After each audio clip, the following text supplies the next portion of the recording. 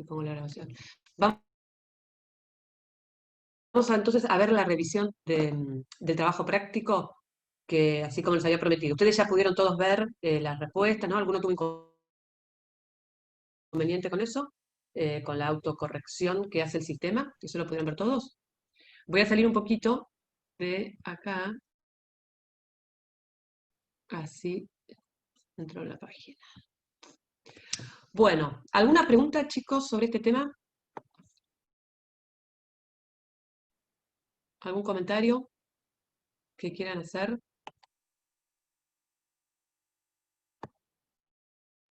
Profe, yo tenía una pregunta. No Dime. sé si se escucha. Sí, perfecto, La Marinela. forma, porque hay chicos que tuvieron dudas con la forma de calificación del trabajo. O sea, las preguntas que vos tenías mal se restaba al total de las respuestas correctas, no al total de preguntas. Entonces, yo lo que quería saber si así se iba a calificar en el examen también, tipo si iba a ser esa modalidad. Sí,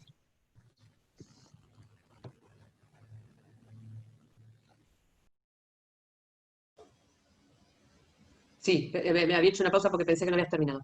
En realidad, el sistema, cuando hay más de una opción de respuesta correcta, o sea, perdón, cuando hay más de una opción de respuestas, la elección de la respuesta incorrecta descuenta puntos. O sea, si ustedes tienen verdadero o falso, que es o una u otra, o se contesta bien o se contesta mal. Ahí no hay, porque ustedes tienen que poner si es verdadero o si es falso.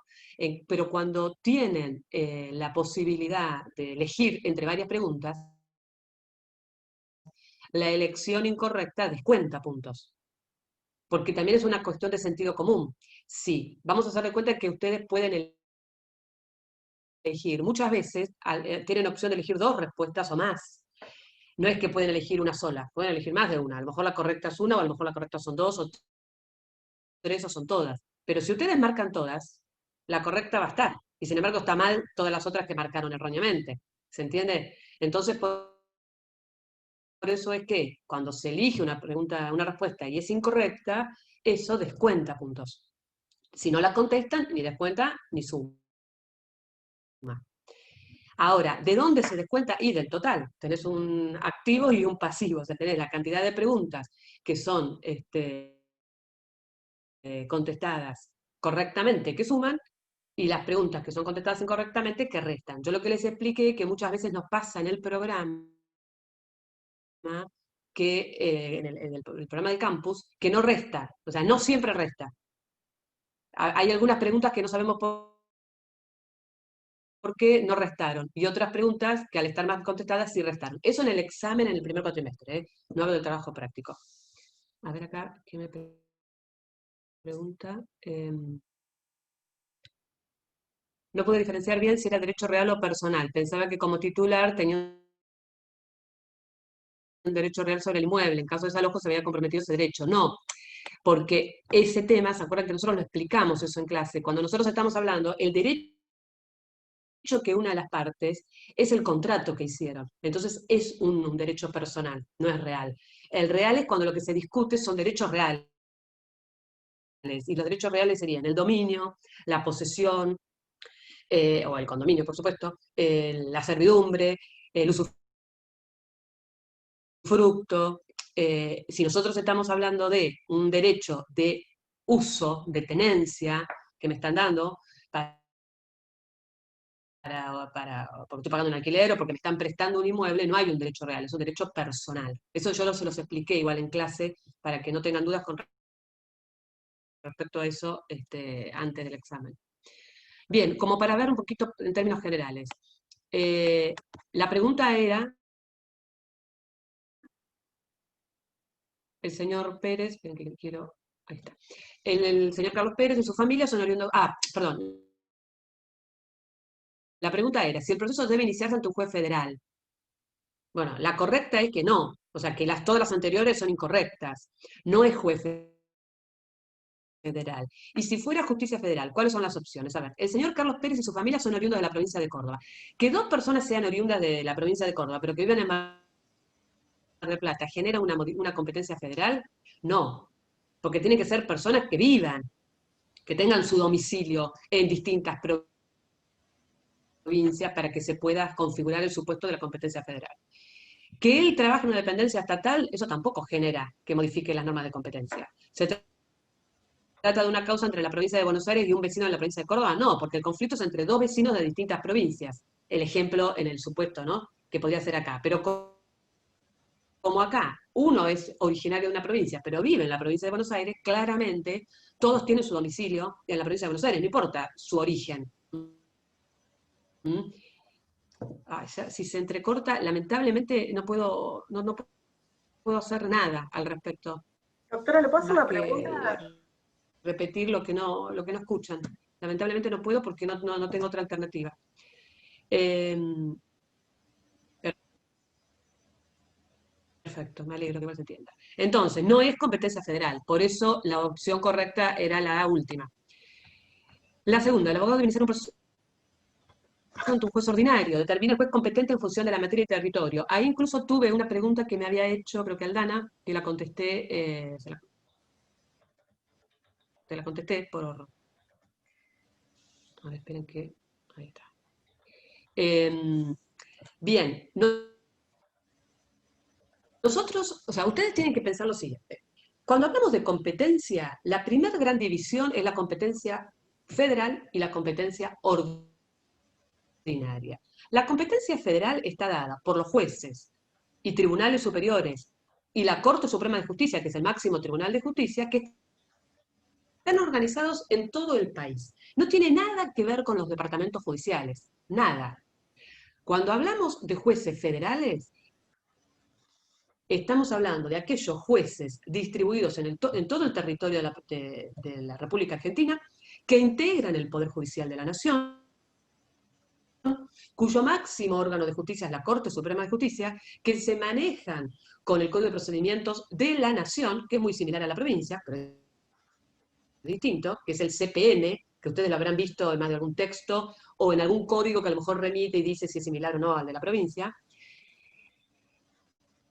Esos tribunales federales van a tener competencia, cada uno en determinado ámbito territorial, que determinen la ley que organiza la justicia federal, que no tiene nada que ver con la 5827. Nada, porque estamos hablando de distintas competencias. Es como si ustedes me preguntan, si los ministros del gobernador dependen de los ministerios de la nación. No, no tiene nada que ver. Estamos hablando de división de poderes a nivel nacional y división de poderes a nivel provincial. ¿Se entiende? Entonces, el Poder Judicial de la Nación es el Poder Judicial Federal. El Poder Judicial ordinario es el que tiene cada una de las provincias y organiza cada una de las provincias. Entonces, cuando nosotros hablamos de los departamentos judiciales, hablamos de la organización del Poder Judicial de la provincia de Buenos Aires. ¿Y eso está en manos de quién? De la Constitución de la provincia que le da origen. Por supuesto que se le da origen porque son facultades que no han sido delegadas a la nación, y eso entonces se desprende también del análisis de la Constitución Nacional. Pero el que lo organiza es la provincia. Entonces, la Constitución provincial le da nacimiento, la Ley 5827, que es la que rige en la provincia de Buenos Aires, y el Código de Procedimiento Civil y Comercial, y después penal, y el Tribunal de Trabajo, el procedimiento laboral, y cada competencia en razón de la materia tiene su procedimiento. Pero todas las normas procesales provinciales de la 5827 son las que van a organizar los procesos, la competencia, las atribuciones de los jueces, la organización de los departamentos judiciales, y eso no tiene nada que ver con federal. ¿Está claro? ¿Entienden esa diferencia?